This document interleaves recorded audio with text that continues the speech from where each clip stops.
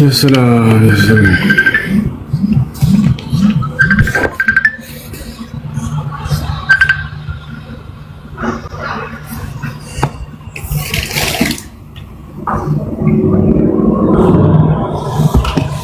وعليكم السلام ورحمة الله وبركاته.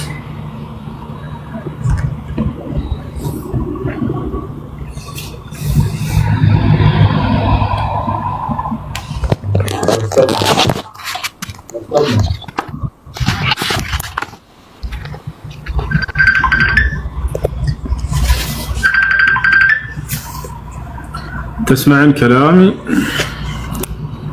يقباك سوش تياك اللاشو؟ السلام عليكم. عليكم السلام ورحمة الله وبركاته. أنت اللي طيق نبر نبيات منفسي تبالوبتن بمطاف ቅዱስ የምታስታውሰው ካለ እንድትነግረኝ ነበር። እሺ እነግርሃለሁ። እሺ ለውጣለና እሺ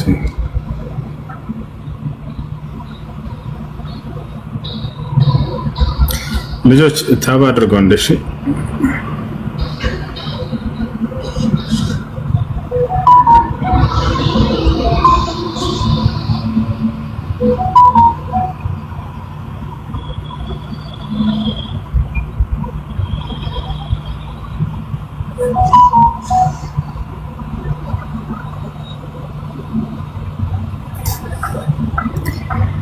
እሺ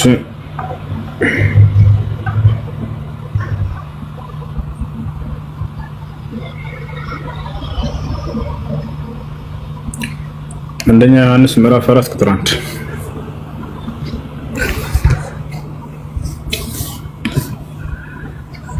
የጠየቀው ልጅ አለ ወይንስ ሰጥቷል? አንደኛ ዮሐንስ ምዕራፍ 4 ቁጥር 1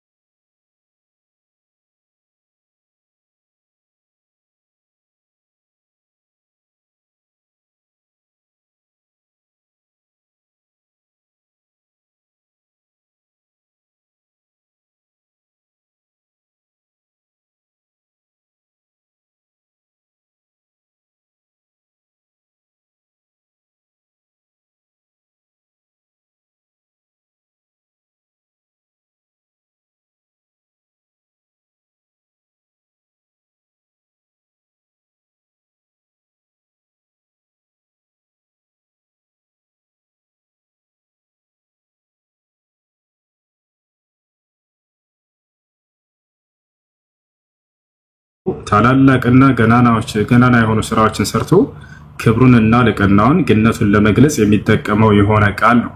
ይህን ደግሞ በአብዛኛው መንግስታቶች ይናገሩታል። አላህ ስብሐነሁ ወተዓላ ታዲያ የትኛውን አስቦ ነው የብዜትን ነው የግነትን ያሰበበት የሚለውን እኛ ሳንሆን የምንመልስለት ራሱ ይመልስልን። በቁርአን ላይ ምን ብሏል ስለዚህ ጉዳይ ሲባል አምላክ አላህ ስብሐነሁ ወተዓላ በብዜት ነው እኛነቱ እንዳንል አንድ ብቻ ነው ብሎ በብዜት ዘግቶታል። ሁለት እንዳልሆነ ሶስት እንዳልሆነም በበርካታ ቦታ እያነሳ ያንን ነገር አላህ ስብሐነሁ ወተዓላ ተቃውሞታል። ስንት ነው ብለን ስንጠይቅ ቁል ሁወላሁ አሐድ ይላል። በል እርሱ አላህ አንድ ብቻ ነው ይላል። ወኢላሁኩም ኢላሁን ዋሂድ ይላል። እኔ አምላካችሁ አላህ አንድ አምላክ ብቻ ነኝ አለ። ኢነማ ኢላሁኩም አላህ ላኢላሃ ኢላሁ ነቢያቶችም አምላካችሁ አላህ እርሱ አንድ አላህ ብቻ ነው ከእርሱ በስተቀር ሌላ ማንም አምላክ የለም ይላሉ ሙሳ ዓለይሂ ሰላም። ዒሳም ሲናገር ምን ይላል? ወቃለ አልመሲሑ ያ በኒ እስራኤል አዕቡዱላህ ረቢ ወረብኩም የእኔንም የእናንተም ጌታ የሆነውን አንዱን አምላክ አላህን አምልኩ እያለ ዒሳም ይናገራል። ስለዚህ አምላክ አላህ ሱብሓነሁ ወተዓላ የብዜት እኛነት ሳይሆን የግነት እኛነትን ገናናነቱን ክብሩን ልቅናውን ለመግለጽ የሚናገርበት የሆነ ቃሉ ነው እንጂ ብዜትን አይደለም። ሁለት ሊሆን ይችላል ብለን እንዳናስብ ሁለትን አንስቶ እኔ ሁለት አይደለሁም ብሎ ተቃውሞታል። እሱን ማስረጃ ሱረቱ ነሕል ላይ ሲናገር ወቃለ አላሁ ላ ተተኺዙ ኢላሀይን ኢስነይን ኢነማ ሁወ ኢላሁ ዋሂድ ሁለት አምላክ አድርጋችሁ አትያዙኝ እኔ አንድ አምላክ ብቻ ነኝና አለ። ሶስትስ ሊሆን ይችላል ወይ ብለን እንዳናስብ ሶስትንም አንስቶ ሶስት አይደለሁም ብሏል። ማስረጃ ፊ ሱረት ኒሳ የቁሉ ሱብሓነሁ ወተዓላ ወላ ተቁሉ ሰላሳ ኢንተሁ ኸይረን ለኩም ኢነማ አላሁ ኢላሁ ዋሂድ ሶስት አትበሉኝ ወይንም ስላሴ አትበሉኝ አለ። ከዚህ ንግግራችሁ ተቆጠቡ እኔ አንድ ብቻ ነኝና እያለ ተናገረ። አየህ። ስለዚህ አምላክ አላህ ሱብሓነሁ ወተዓላ እኛ የሚለው የግነት እኛነት የሚባለውን እንጂ የብዜት እኛነት አይደለም ማለት ነው። የግነት እኛነት ታዲያ አንድ አካል ብቻውን ሆኖ ሳለ በብዜት ራሱን የገለጸ ሌላ አካል አለ ወይ ከተባለ በቁርአን ላይ ነፋሉ መንግስታቶች፣ ንጉሶች ይህን ሊጠቀሙት ነበረ። ለምሳሌ ሱለይማን ዓለይሂ ሰላም ምን ነበር? ንጉስ ነበር። አላህ ሱብሓነሁ ወተዓላ ነብይነትም ንግስናንም ሰጥቶት ነበር። ይህ አካል ራሱን ሲገልጽ ጊዜ በብዜት ራሱን ይገልጻል።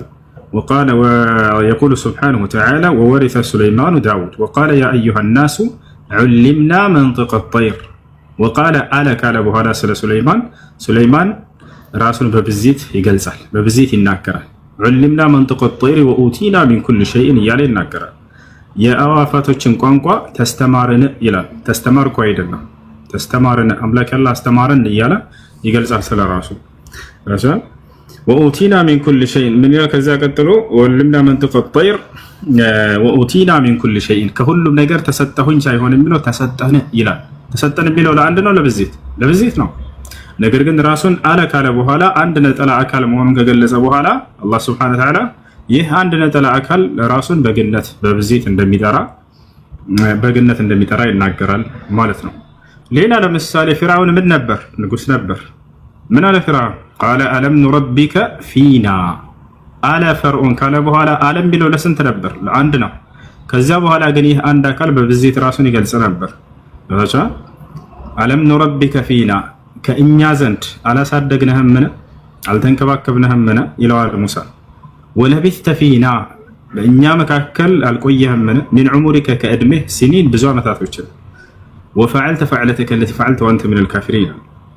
አንድ አካል ሆኖ ንጉስም ባይሆን ራሱ ያ አካል ራሱን የሚገልጽ መሆኑ የታወቀ ነው። ሌላ ለምሳሌ እንውሰድ ከንጉሶች ውጭ ኸድር ሙሳ ዓለይሂ ሰላም ጋር ሱረቱል ካህፍ እንደተገናኙ ታውቃላችሁ። በሱረቱል ካህፍ ላይ እንደተገለጸ ኸድር አንድ ብቻውን ሆኖ ሳለ ራሱን በብዜት ይገልጽ ነበር። ፈኸሺና አዩርሂቀሁማ ጡግያናን ወኩፍራ ይላል። ፈኸሺና ፈራን ይላል። ማን ነው?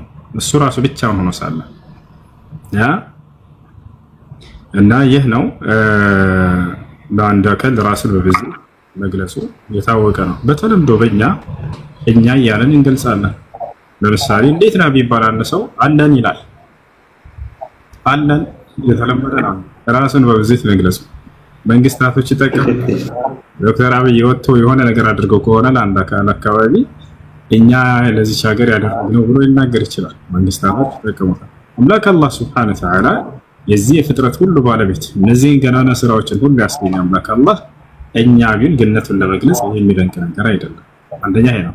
ሌላኛው ነገር አላህ Subhanahu Wa Ta'ala ለምንድን ነው እኔ የማይ ነው ብለው ሊጠይቋቸው ይችላሉ ብሏል። በርካታ ቦታ ላይ ራሱን በነጠላ ገልጿል። የሚገርመህ ስለማንነቱ ሲናገር ራሱን በብዜት አይገልጽም። ስለማንነቱ ሲናገር በነጠላ ነው እኔ እያለ ነው የሚናገረው። እኛ የሚለው በምን ላይ ነው ከተባለ በማንነቱ ላይ ሳይሆን በስራዎቹ ላይ በጸጋዎቹ ላይ ነው። የነዚህ ታላላቅ ጸጋ ባለቤት እርሱ ስለሆነ የነዚህ ታላላቅ ፍጥረታት ባለቤት እርሱ ስለሆነ የፈጠራቸውና ያስገኛቸው። እኛ የሚለው በስራዎቹ ላይና በጸጋዎቹ ላይ እንጂ በማንነቱ አይደለም። ለምሳሌ ስለ ራሱ ሲናገር ምን ይላል? ኢነኒ አነላህ እኔ አላህ ነኝ አለ። እኛ አላህ ነን አይልም። እርሱ አንድ ብቻ ነውና በብዜት ራሱን አይገልጽም። ኢነኒ አነላህ እኔ አላህ ነኝ። ላኢላሃ ኢላ አነ ከእኔ በስተቀር ሌላ ማንም አምላክ የለም አለ። ከእኛ በስተቀር ሌላ አምላክ የለም አይልም በፍጹም። ምክንያቱም ስለ ማንነት እየተናገረ ነው። ስለ ስራዎቹና ስለ ጸጋዎቹ ሲናገር የዛኔ ግን አላህ ሱብሓነሁ ወተዓላ እኛ የሚለው የነዚህ ታላላቅ ጸጋ ባለቤት የነዚህ ታላላቅ ፍጥረት ባለቤት ምን ያክል ገናና የሆነ አምላክ መሆኑን ለመግለጽ ነው እኛ የሚለው። እኛ እንዲህ አድርገንልህ ይላል አይደል? ሰው በእኛ እኮ ነው አንተ እዚህ ያደረስከው ይላል ብቻ መለሳለ ማለት ነው። ለአጠቃላይ አላህ ሱብሓነሁ ወተዓላ ስለ ማንነት ሲናገር እኔ ነው የሚለው። እነዚህ ለሁለት ይከፈላሉ፣ እኛ የሚልበት ማለት ነው። ምናልባት ይህ ልጅ ክርስቲያን ከሆነ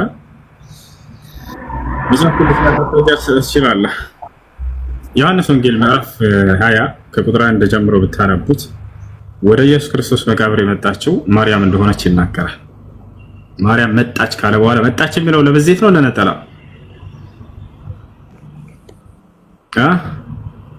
መጣች የሚለው ለብዜት ነው ለነጠላ?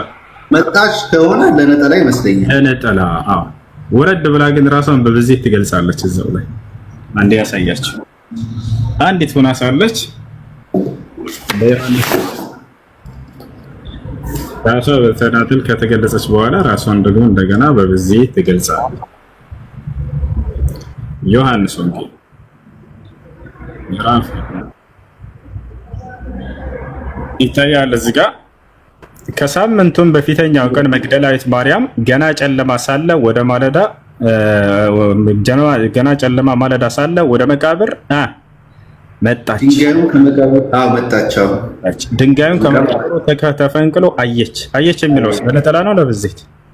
በነጠላ ነው። አየች ነው የሚለው። አዎ። ከዛ ምን እንደምትል ተመልከቱ። እየሮጠችም ወደ ስምዖን ጴጥሮስና ኢየሱስ ሲወደው ወደ ነበረው ወደ ሌላው ደቀ መዛሙር መጥታ የሚለውስ ለስንት ነው? መጥታ ለነጠላ ነው አይደል? ነጠላ ነው። አይዋ ጌታን ከመቃብር ወስደውታል፣ ወዴትም እንዳኖሩት አናውቅም አለቻቸው። አናውቅም የሚለውስ? አናውቅም የብዜት ነው። አይዋ ስለዚህ አንድ አካል ብቻውን ሆኖ ሳለ በብዜት ራሱን ይገልጻል ብለህ ይሄን አሳየው። ትክክል። ሹክራን ሀቢቢ። አንድ ጥያቄ መጨመር እችላለሁ?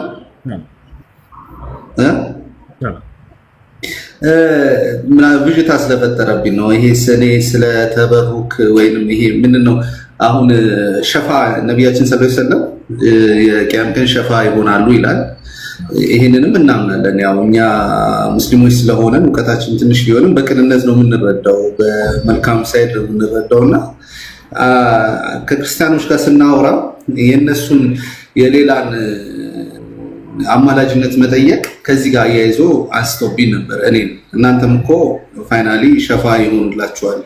እኛም አማላጅነትን የምንጠይቀው እነሱ ያደርጋሉ ሳይሆን እንዲያደርጉ ያማልዱናል። በእርግጥ በእስልምና ውስጥ በአላህና በአማኝ መሀል ግርዶሽ እንደሌለ እኔ አውቃለሁ። ያ ረሱልም ሸፋ አላህ የሰጣቸው ውስን የሆኑ እውቀቶች አሉኝ። እኔ በዛ ዙሪያ ላይ ዝርዝር ነገር እፈልጋለሁ። ሁለተኛው ነገር ደግሞ ልጠይቅ የፈለኩት ሌላው ከዚህ ጋር ተያይዞ አሁን ዱዓ አድርጉልኝ ማለት በአካል ያለ ሰው አባትን ሊሆን ይችላል፣ እናትን ወይንም ባዳም ሆኖ ሽማግሌን ትልቅ ሰው አርጉትን ዱዓ አድርጉልኝ ብሎ እነሱን መጠየቅ እንዴት ይታያል በኢስላም? ትክክል አይደለም? እሺ በህይወት ያለን ሰው ዱዓ አድርግልኝ ማለት ችግር የለውም። አንድ መልካም ነው ብለህ የምታስበውን አካል ወይ እናትህን ወይ አባትህን ዱዓ አድርጉልኝ ማለት ችግር የለውም። እነዚህ አካል ከሞቱ በኋላ እስከሆነ አይቻልም። ከሞቱ በኋላ አይቻልም።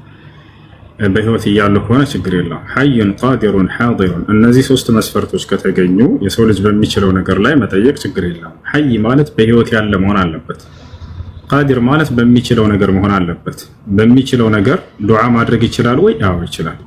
በማይችለው ነገር ብንጠይቀው ሲያንሰው አይቻልም። ለምሳሌ ልጅን ስጠኝ ባከሾች እንዳው ልጅ አጥቼ ነው ይቻላል? ይሄ ላ የቅዲሩ ዐለይሂ ኢለላህ ሱብሓነሁ ወተዓላ ከአላህ በስተቀር ሌላ ማንም አይችልበትም። ዱዓ ማድረግስ ይችላል ወይ? አዎ ይችላል፣ ችግር የለውም። ሁለተኛ ይሄ ነው ቃዲር። ሓዲሩን ሶስተኛ መስፈርት ምንድነው? ያ አካል ከአንተ ጋር እዛው የተገኘ መሆን አለበት። ወይ ዛሬ ላይ ስልክ አለ አልহামዱሊላህ በስልክ ደውለህ ዱዓ አድርጉልኝ ማለት ትችላለህ። ነገር ግን ይህ አካል የማታገኘው ከሆነ በሌለበት አካባቢ ብቻ ሜዳ ላይ ቆመህ እንዳው ሸዎች ዱዓ አድርጉልኝ ብለህ ልክ እንደሚሰማህ አድርገህ የማይሰማን አካል መጣራት ይሄ ስህተት ነው። እንዳጠቃላይ በህይወት ያለ ሰው አባትና እናትህን በአካል ሄደህ ዱዓ አድርጉልኝ ማለቱ ችግር የለውም። መልካም ነው ብለህ የምታስበውንም ሰው በህይወት እስካለ ድረስ ይለህ ዱዓ አድርጉልኝ ብትለው ችግር የለውም። ለዚህ ማስረጃ አላህ ሱብሓነሁ ወተዓላ በቁርአን ላይ ይናገራል። ወለው አነሁም ይዘለሙ አንፉሰሁም ጃኡከ ፈስተግፈሩላህ ወስተግፈረ ለሁም ረሱል ለወጀዱላህ ተዋበን ረሒማ ይላል። ነብዩ ሰለላሁ ዐለይሂ ወሰለም በህይወት እያሉ ምን አላቸው አላህ ሱብሓነሁ ወተዓላ? ወለው አነሁም ይዘለሙ አንፉሰሁም ከእነርሱ አንዳቸው ነፍሳቸውን ቢበድሉ ወይንም ኃጢአትን ቢያደርጉ ጃኡከ ከዚያም ወደ አንተ መጥተው ፈስተግፈሩላህ ወስተግፈረ ለሁም ረሱል አላህን ምህረት ቢማጸኑ ወይንም አንተ ምህረትን ብትማጸንላቸው ለወጀዱላህ ተዋበን ረሒማ አምላክ አላህን ለንስሐቸውን የሚቀበላቸው ተውበታቸውን የሚቀበላቸው ሆኖ ባገኙት ነበረ፣ እሱም አዛኝ ሆኖ ባገኙት ነበር እያለ ይናገራል። ስለዚህ በህይወት እስካሉ ድረስ ነብዩ ሰለላሁ ዐለይሂ ወሰለም ሆኖ ማናቸውንም ሰዎች ሂደህ ዱዓ አድርግልኝ እስትግፋር አድርግልኝ ብሎ መጠየቁ ችግር የለው። አላህ ምህረት እንዲያደርግልኝ ለኃጢአቴን ነው ዱዓ አድርግልኝ፣ አላህ ጸጋ እንዲሰጠኝ ዱዓ አድርግልኝ ችግር የለው። ነገር ግን ቢሹሩጥ الشرط الأول أن يكون حيا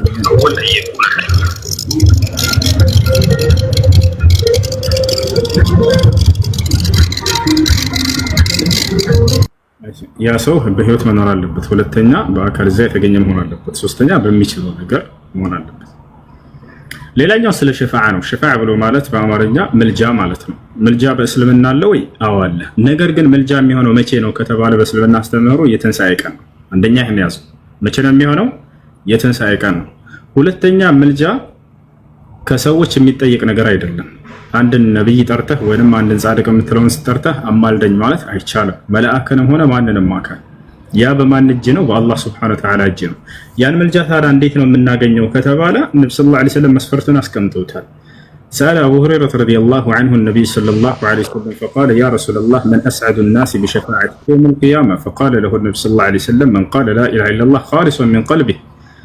ከነብዩ ሰለላሁ ዐለይሂ ወሰለም ሰሃቦች መካከል አንደኛው ሰሃባ ቆመና ጠየቃቸው ነብዩ ሰለላሁ ዐለይሂ ወሰለም አንቱ የአላህ መልእክተኛ ሆይ የትንሣኤ ቀን የእርሶን ምልጃ በማግኘት እድለኛ የሚሆነው ማን ነው አላቸው። ነብዩ ሰለላሁ ዐለይሂ ወሰለም ለመን ቃለ ላ ኢላሃ ኢለላህ ላ ኢላሃ ኢለላህ ያለ ሰው አሉት። ያ ማለት ከአንዱ አምላክ ከአላህ በስተቀር በእውነት የሚመለክ ሌላ አምላክ የለም ብሎ የመሰከረ ሰው አሉ። ኻሊሰን ሚን ቀልቢሂ ከልቡ ጥርት ባለ መልኩ አሉ። ያ ማለት ላኢላሃ ኢለላህ ከአላህ በስተቀር ሌላ በእውነት የሚመለክ አምላክ የለም ብሎ በዚያው ላይ የጸና በእርሱ ላይ ቅንጣትን ያላጋራ እርሱም በብቸኝነት የተገዛ ሰው፣ እነዚህ ሁሉ ማናቸውም ሰዎች የትንሣኤ ቀን ምልጃን ያገኛሉ። አማላጁ ማን ነው ከተባለ ነቢያቶች ናቸው። ማን እንደሚያማልድ እንመጣበታለን። አማላጅ አለ፣ ምልጃ ተቀባይ አለ፣ አምላክ አላህ ሱብሓነሁ ወተዓላ የሚማለድለት አካል አለ። ያ ኃጢአተኛ ሰው ያ ስራው በጥቅሉ ምን ይባላል? ምልጃ ይባላል። ነቢያቶች ወይም ጻድቃኖች ስለ ኃጢአተኛ ሰው ከአምላክ ፊት ቆመው አምላካችን አላህ ሆይ ይህን ሰው ኃጢአቱን ምህረት አድርግለት ብለው የሚጠይቁት የእርሱ ምልጃ ይባላል። ልብ በሉ፣ ምልጃ ተቀባዩ አምላክ አላህ ሱብሓነሁ ወተዓላ፣ አማላጆቹ እነዚህ ጻድቃን ነቢያቶች፣ የሚማለድለት አካል ኃጢአተኛው፣ ያ ሙሉ ስራው ነቢያቶች ከአምላክ ዘንድ የሚያደርጉት የማስታረቁ ስራ እርሱ ምን ይባላል? ምልጃ ይባላል። ይህ የሚሆነው መቼ ነው ከተባለ የትንሣኤ ቀን ነው። ምልጃዎች 5 አይነት ናቸው። ነገ የትንሣኤ ቀን የሚደረገው ምልጃ አሁን ልዩነቱ ምንድነው ከነሱ ጋር መሰለህ? ቅድም እኛም እኮ እንደዚህ ነው ምናምን ብሎ እንትን ሊል የፈለገው ነገር እነሱ እዚሁ በምድር ላይ እያሉ ይጠይቋቸዋል። ቅዱስ ገብርኤል አማልደኝ፣ ማርያም አማልጅኝ፣ ኢየሱስ አማልደን እያሉ ይጠይቃሉ። እኛ እንደዛ አይነት ፕሮፌሰር የለም። ማንንም አካል ፍጥረታትን አማልደኝ ብለን ዛሬ አንጠይቃቸው ገብታችኋል። ነገር ግን ምልጃ ሊገኝበት የሚችለውን መስፈርት አስቀምጠውልን ሂደዋል ነብዩ ሰለላሁ ዐለይሂ ወሰለም። አንዱን አምላክ በብቸኝነት ተገዝታችሁ በእርሱ ላይ ቅንጣትን እስካላጋራችሁ ድረስ ነገ የትንሣኤ ቀን ምልጃ ታገኛላችሁ ብለው ቃል በቃል ተናግረዋል። በዚያ መንገድ ላይ ይሄዳል ሙስሊም። አንዱን አምላክ በብቸኝነት እየተገዛ ይሄዳል፣ በእርሱ ላይ ቅንጣትን ሳያጋራ ነገ የትንሣኤ ቀን ያንን የነቢያት ምልጃ ያገኛል። እሺ ምልጃዎች 5 አይነት ናቸው። ገብታችኋል አይደል? 3 የምልጃ አይነት የነብዩ ሰለላሁ ዐለይሂ ወሰለም ብቻ ነው፣ ሌላ ማንም ሰው አይጋራቸው። ኻሱን ቢነቢይ ዐለይሂ ሰላቱ ወሰላም። ሌሎቹ ምልጃዎች ላይ ደግሞ ሌሎች አካሎች ይጋሯቸዋል። الشفاعة الأولى هي شفاعته صلى الله عليه وسلم لأهل الموقف وهي التي تسمى بالشفاعة العظمى أو الشفاعة الكبرى. والشفاعة الثانية التي هي خاص بالنبي عليه الصلاة والسلام شفاعته صلى الله عليه وسلم لعمه أبو طالب. والشفاعة الثالثة هي شفاعته صلى الله عليه وسلم لأهل الجنة لكي يدخلوا الجنة إلى الجنة. ከዚያ ውጭ እነዚህ ሶስቱ ሸፋዓዎች ምልጃዎች የነብዩ ሰለላሁ ዐለይሂ ወሰለም ብቻ ናቸው። ሌላ ማንም ሳይጋራቸው ሳይቀር። አንደኛው የመጀመሪያው የሸፋዓ አይነት ምንድነው? ለአማኝም ለከሃዲውም የሚያደርጉት ምልጃ ነው ነገ የትንሣኤ ቀን። እርሱም ምን አይነት ምልጃ ነው ከተባለ የሰው ልጆች ከቀብራቸው ከተነሱ በኋላ ለ50 ሺህ ዓመት ያክል በአንድ ሜዳ ላይ ይቆማሉ። ፀሐይ የስንዝር ያክል ርቀዋቸው እያንዳንዱ ሰው በኃጢአቱ ልክ ላቡ ይሰምጣል ወደ 7ቱ መሬት ድረስ እርሱንም ሁሉ እስከ አፉ ድረስ የሚደርስ አለ ላቡ አሉ። ወሚንሁም መን የብለጉ ኢላ አንፊሂ ወኢላ ዐይነይሂ ወሚንሁም መን ዩልጅሙሁ አልዐረቁ ኢልጃመን አሉ። ከኃጢአታቸው ብዛት የተነሳ ሰዎች የትንሣኤ ቀን ላባቸው 7ቱን መሬት ሰምጦ ሄዶ እነርሱንም እንዲሁ እስከ አፋቸው የሚደርስባቸዋል አሉ። እስከ አፍንጫቸው እስከ አይናቸው ሙሉ በሙሉ የሚያሰምጠውን ባለ ብለው ተናገሩ። እንዳጠቃላይ የውመ የቁሙ ናሱ ሊረቢል ዓለሚን ሰዎች ሁሉ ለዓለማቱ ጌታ ለፍርዱ ቀን የሚቆሙበት ቀን አለ። ያ ቀን ለ50 ሺህ ዓመት ይቆማሉ ሰዎች። በዚያን ጊዜ ለ50 ሺህ ዓመት ከቆሙ በኋላ ምልጃ ስርዓት ይደረጋል። የዚያ ምልጃ ባለቤት ማን ነው? ምልጃው ምን አስመልክተው ነው ከተባለ ፍርድ እንዲጀምር ዘንድ ነው። 50 ሺህ ዓመት ያክል ሰዎች ይቆማሉ። የዛኔ አንዲት ቃልን ትንፍሽ አድርጎ የሚናገር ሰው የለም። ፈላ ተስመዑ ኢላ ሀምሰ አላህ ሱብሓነሁ ወተዓላ ጭራሽ የምትሰማው ድምፅ አይኖርም የዛኔ እያለ ይናገራል። ሁሉም ጸጥ ብሎ ከአዲያኖች አይናቸው ቀጥ ብሎ እንደዚህ እንዲህ ግጥም ሳትል አይናቸው ለ50 ሺህ ዓመት ያክል ይቆያሉ። ወቅተረበ ልወዕዱ ልሐቅ አለ አምላካችን አላህ እውነተኛውም ቀጠሮ ቀርቧል አለ የትንሣኤው ቀን። ፈኢዛ ሂየ ሻኺሰቱን አብሳሩ ለዚነ ከፈሩ የዚያንም እነዚያ የካዱት ሰዎች አይናቸው ፍጥጥ ብላ ትቀራለች አለ። በቃ እንዲህ ዝቅ አይልም አይናቸው ገጠም እንኳን አይልም ከድንጋጤ የተነሳ ምን ይላሉ? ያ ወይለና ቀድ ኩና ፊ ገፍለትን ሚን ሃዛ ይላሉ። ዋ ጥፋታችን ከዚህ ከከባድ ቀን ለካ ዘንግተን ነበር በምድር ላይ ሳለን ይላሉ አለ። በልኩና ዛሊሚን ይሄን ቀን ችላ በማለታችንና በመርሳታችንም በእርግጥም ነፍሳችንን በድለን ነበር ይላሉ። ይሆናል ይህ ይሆናል። ከዚያ በኋላ ለ50 ሺህ ሰዎች ከቆሙ በኋላ የዛኔ አማኞች የት ነው የሚሆኑት ከተባለ አማኞች የዛኔ አላህ ሱብሓነሁ ወተዓላ እንግዳዎች ናቸው። የት ይሆናሉ? ከአርሽ ጥላ ስር ያስተልላቸዋል። አላህ ሱብሓነሁ ወተዓላ በክብር በዙፋን ያስቀምጣቸዋል። ያ 50 ሺህ ዓመት የተባለው ጊዜ በእነርሱ ላይ 50 ሺህ ዓመት የሚያልፍ እንዳይመስላችሁ። ነብዩ ሰለላሁ ዐለይሂ ወሰለም ተጠየቁ ሐዲስ ላይ እሱ ኢለ ነብዩ ሰለላሁ ዐለይሂ ወሰለም عن مدى موقف المؤمنين يوم القيامة فقال صلى الله عليه وسلم يوم القيامة على المؤمنين كما بين الظهر والعصر ያቺ የትንሣኤዋ ቀን በአማኞች ላይ ከዙሁር እስከ አሱር እንዳለችው አጭር ጊዜ ሆና ታልፍላቸዋለች አሉ። እንዳጠቃላይ ይህ ከሆነ በኋላ ሰዎች የፍርዱ ቀን ማነው የዛኔ ከ50 ሺህ ዓመት መቆም በኋላ አማላጅን ይፈልጋሉ። ምን እንዲሆንላቸው? ፍርድ እንዲጀምርላቸው። ይሄ መቆሙ በጣም ከበዳቸው። ከዚያ በኋላ ወደ አደም ጋር ይሄዳሉ። የሰው ልጆች አባት ወደ ሆነው ጋር ይጠይቁታል። ያ አደም አለከል መላኢካ ወአድኸለከል ጀና አላ ተራ ማ ነሕኑ ፊህ አላ ተራ ማ ቀድ በለገና እሽፈዕ ለና ኢላ ረቢክ ይሉታል።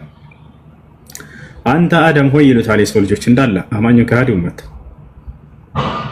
خلقك الله بيده أملاك الله أكبره كهلم بلاي بأجو فترها ونفخ فيك من روحه كمنفس بأنت لا زرته بحال وأسجد لك الملائكة ملائكة لما سجدوا لها وأدخلك الجنة جنة لما سكبتها ألا ترى ما نحن فيه إهين هلو درجة وليقلسون عند ما لجلاتهم يتأيقوا تابلت إيه هلو درجة لهناك أملاك سنتسطوها لنا ألا ترى ما نحن فيه يالا لبة جنك إنما كرات تايم ألا ترى ما قد بلغنا يدرس بنن جنكات تايم من يلوتان اشفع لنا إلى ربك ودقيتاك لنا مال دلن في الفردس جمر لن يلوتان عدم من إلى التالي إن ربي قد غضب اليوم غضبا لم يغضب قبله مثله ولن يغضب بعده مثله وإني قد نهيت عن أكل تلك الشجرة فأكلت نفسي نفسي نفسي اذهبوا إلى غيري فيقولون له إلى من نذهب فيقول اذهبوا إلى نوح فيذهبون إلى نوح እነሆ ዛሬ ጌታዬ ከባድ ቁጣን ተቆጥቷል ይላል አደም። ከዚህ በፊት ተቆጥቶት የማያውቀውን ወደፊትም ሊቆጣው የማይችለውን ከባድ ቁጣን የተቆጣው። እኔ ደግሞ እንደምታውቁት ያችን የዛፍ ፍሬ እንዳትበላ ተብዬ በልቻለሁኝ። ምንም እንኳን አላህ ቢምርለት ተምሮለታል አይደለ? ነገር ግን በዚያ ምክንያት ከአምላክ ፊት ቁሜ ለማማለድ አፍራለሁኝ ይላል። ኢዝሀቡ ኢላ ገይሪ ይላቸዋል። ከእኔ ውጭ ሌላ አማላጅን ፈልጉ ሂዱ ይላቸዋል። ኢላ መን ነዝሀብ ይሉታል ሰዎች። ወደ ማንን ሄድ? እሺ ማንን ትጠቁመናለህ? ኢዝሀቡ ኢላ ኑህ፣ ወደ ኑህ ጋር ሂዱ እርሱ ከኔ የተሻለ ነው ይላቸዋል። ፈየዝሀቡነ ኢላ ኑህ አሉ ነብዩ ሰለላሁ ዐለይሂ ወሰለም። ሰዎች ሁሉ እንዳለ ወደ ኑህ ጋር ይመጣሉ። ኑህን የሚጠይቁታል፣ እንደዛው ብሎ ይመለስላቸዋል። የእርሱ ምክንያት ደግሞ ምን ነበር? ላማልድላችሁ አልችልም ያለበት ባጭሩ ወኢኒ ቀድ ደዐውቱ ዐላ ቀውሚ ይላቸዋል። እኔ በህዝቦቼ ላይ ጸሎት አድርጌባቸው ዱዓ አድርጌባቸው እንዳለ አላህ ሱብሓነሁ ወተዓላ በማዕበል አጥፍቷቸዋል። አያችሁ፣ ይሄ ኃጢአቱ ነው ወይ? ላ ኃጢአት አልነበረም። ሐቅ አለው። አላህ ሱብሓነሁ ወተዓላ ዱዓውን ተቀብሎታል። ያን እንኳን መታገስ ነበረብኝ። ዛሬ ከጌታ በፊት ቁሜ ላማልድላችሁ አልችልም፣ ሌላ ሰው ፈልጉ ይላቸዋል። ኢላ መን ነዝሀብ ይሉታል። እሱን ወደ ማንን ሄድ? ወደ ኢብራሂም ጋር ሂዱ ይላቸዋል። ኢብራሂም ጋር ሰዎች ይመጣሉ። አሁንም ኢብራሂም ምክንያቱን ይናገርና ላማልድላችሁ አልችልም ይላቸዋል። ወዴት እንሂድ ይሉታል። ወደ ሙሳ ጋር ሂዱ ይላቸዋል። ሰዎች ወደ ሙሳ ጋር ይመጣሉ። ሙሳንም ይጠይቁታል። እርሱም ምን ያልችልም ሌላ አማላጅ ፈልጉ ይላቸዋል። ወደ ማንን ሄድ? ወደ ዒሳ ወደ መሲሁ ጋር ሂዱ ይላቸዋል። ሰዎች ሁሉ እንዳለ ወደ መሲሁ ይመጣሉ አሉ ነብዩ ሰለላሁ ዐለይሂ ወሰለም። መሲሁን ይመጣሉ፣ ይጠይቁታል። መሲሁን ይጠይቁታል። ምን ይሉታል? የሚገልጹበትን ተመልከቱ። ያ ዒሳ ይሉታል። አንተ ዒሳ ሆይ አንተ ከሊመቱላሂ አንተ ሩሑላሂ ወከሊመቱሁ አልቃሃ ኢላ መርየም፣ አንተ አምላክ አላህ በቃሉ ያስገኘህ ነህ ይሉታል። ክብራቸውን እየገለጹ ነው ነብያቶችን የሚጠይቋቸው። የዛኔ ሰው ልጆች አደምን ያሉትን ሰምታችኋልና ኢብራሂምን ምን ነበር የሚሉት? አንተ ኸሊሉላህ፣ አንተ የአላህ ቅርብ ወዳጅ ተደርገህ ተመርጠሃል ይሉታል። አላህ በቁርአን ላይ ወተኸዘላሁ ኢብራሂመ ኸሊላ እንዳለ። መሲሁ ደግሞ በምን ተለይቷል ከነብያቶች? አምላክ አላህ ሱብሓነሁ ወተዓላ እንደ ማንኛውም ሰው በወንድ ልጅ ዘር ፈሳሽ ሳይሆን የፈጠረው በቃሉና በመንፈሱ ነው ያስገኘው። አንተ በአላህ ቃል የተገኘህ ነህ፣ በአላህ መንፈስ የተገኘህ ነህ አሉት። በዚህ መልኩ የተገኛለ ወይ ከተባለ አደም ብቻ ነው በዚህ መልኩ የተገኘው። አደምን አላህ በወንድ ዘር ፈሳሽ እንዲፈጠር አላደረገም። ከጭቃ ሰራውና በቃሉ ሰው ሁን አለው። ልክ እንዲሁ ደግሞ ከመንፈሱም ዘራበት ይላል ቁርአን። መሲሁንም ልክ እንዲሁ ወንድ ሳይገናኛት ማርያምን በቃሉ ሰው ሁን አለው። ልክ እንዲሁ ከመንፈሱ ዘራበት። ልክ አደምና ዒሳ የተፈጠሩት በአንድ መንገድ ነው የተፈጠሩበት። የተገኙበት ቁስ ቢለያይም መሲሁ ከሴት ልጅ ማህፀን ነው የተገኘው ከድንግል ማርያም፣ አደም ደግሞ ከአፈር ነው የተገኘው። ሁለቱም ግን በቃልና በመንፈስ በሚለው መንገድ አንድ ናቸው። ታቻለ አይደል? ከዚያ በኋላ ምን ሆነ? ዒሳን ይጠይቁታል። አንተ ከሊመቱላህ፣ አንተ በአላህ ቃል የተገኘህ ነህ፣ ወሩህ ሚንሁ ከእርሱም በሆነ መንፈስ የተገኘህ ነህ። አላ ተራ ማ ነሕኑ ፊህ፣ ያለንበትን ጭንቅ አታይምን? አላ ተራ ማ ቀድ በለገና የደረሰብንን መከራ አታይም? እሽፈዕ ለና ኢላ ረቢክ ይሉታል። ወደ ጌታ ሂድና አማልድልን ይሉታል። ታዲያ የመሲሁ ምክንያት ምን የሚሆን ይመስላችኋል? መሲሁ ምክንያቱ ምን የሚሆን ይመስላችኋል? ምን ይላቸዋል ዒሳ? ኢነ ረቢ ቀድ ገዲበ ልየውመ ገደበን ለም የግደብ ቀብለሁ ሚስለሁ ወለን የግደብ ባዕደሁ ሚስለሁ ይላቸዋል። ጌታዬ ዛሬ ከባድ ቁጣን የተቆጣው፣ ከዚህ በፊት እንዲህ አይነትን ቁጣ ተቆጥቶ አያውቅም፣ ወደፊትም እንዲህ አይነትን ቁጣ ይቆጣል ይላቸዋል። ወኢኒ ቀድ ዑቢድቱ ሚን ዱኒላህ ይላል። ይሄ ነው ምክንያቱ። እኔ ደግሞ በምድር ላይ ስመለክ ነበር ይላቸዋል። እኔ በምድር ላይ እንደ አምላክ ተደርጌ ስመለክ ነበር። ኢዝሀቡ ኢላ ገይሪ ነፍሲ ነፍሲ ነፍሲ ይላቸዋል። ዛሬ ስለ ነፍሴ ነው የማስበው፣ ስለ እናንተ አይደለም። ኢዝሀቡ ኢላ ገይሪ ከኔ ውጭ ሌላ አማላጅን ፈልጉ ይላቸዋል። ኢላ መን ነዝሀብ ይሉታል ሰዎች። ወደ ማንን ሂድ ይሉታል። ኢዝሀቡ ኢላ ሙሐመድን ሰለላሁ ዐለይሂ ወሰለም ይላቸዋል። ወደ ሙሐመድ ሰለላሁ ዐለይሂ ወሰለም ጋር ሂዱ ይላቸዋል። ከዚያ ነብዩ ሰለላሁ ዐለይሂ ወሰለም ምን አሉ? ፈየእቱነኒ አሉ። የዛኔም ትውልድ ሁሉ ወደ እኔ ይመጣል አሉ። አማኝም ከሃዲም ከአዳም ጀምሮ እስከ ዓለም ፍጻሜ ድረስ የተፈጠረ ሰው ሁሉ ከፊታቸው ይመጣል። ፈየቁሉነ ሊ፣ ለእኔም እንዲህ ይሉኛል አሉ። ያ ሙሐመድ፣ አንተ ሙሐመድ ሆይ አንተ ኸሊሉላህ፣ አንተ አላህ ከሁሉም ፍጥረት በላይ የቅርብ ወዳጅ አድርጎ የያዘህ ነህ ይሏቸዋል። አላህ ከፈጠረው ፍጥረት ሁሉ ከመላእክም ከሰውም ከጅንም ከሁሉም በላይ አብልጦ የወደደው ነብዩ ሰለላሁ ዐለይሂ ወሰለም ነው። ይሄን ቃል በቃል ሐዲስም ላይ ተናግረዋል። እንዲሁ የትንሣኤ ቀንም ሰዎች ይናገራሉ። ይህ ነው የዒሳ ምክንያት ምን ነበር? ወኢኒ ቀድ ዑቢድቱ ሚን ዱኒላህ የሚለው ነው ስናገር ነበር። እኔ ከአምላክ ውጭ ስመለክ ነበር፣ አምላክ ተደርጌ ሲያመልኩ ነበር ሰዎች ብሎ ይናገራል። ይህ ነው።